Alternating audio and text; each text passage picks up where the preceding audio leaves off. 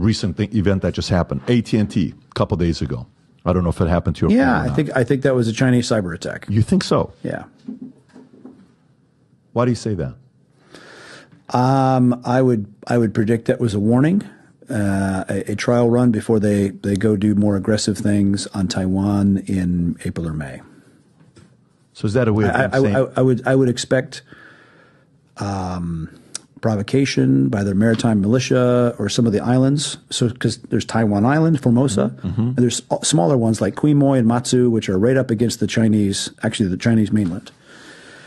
I can see some incidents there where they seize those or stage an incident or an accident, and they end up putting hundreds of Chinese maritime militia, which are just PLA troops called maritime militia, and they'll see what the West does. Is Biden going to roll an aircraft carrier if that happens? And so they will test and see if there's consequences. Test and see if there's consequences. They now do hundreds of Chinese Air Force aircraft that overfly Taiwanese airspace all the time without consequence. They shoot missiles over Taiwan, over Japanese territory even, without consequence.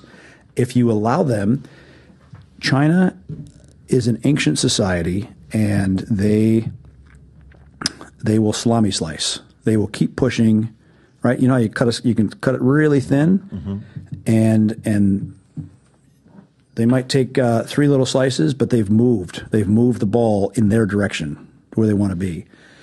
And Trump was the first president that came along that said, hey, they're like a neighbor that moves the yard fence into your yard 6 inches a year. And Trump was the first one that said, hey, get the hell back on your side of the line. I can tell you, I spent enough time in China during the Trump administration. They were spooked by him. They were the trade policies and the controls on certain technologies not going to China really spooked them. What's your level of speculation on this being China? If you were to say, over under, I'd say 70% is China, 50% is China. What would you say on the AT&T incident? 70%.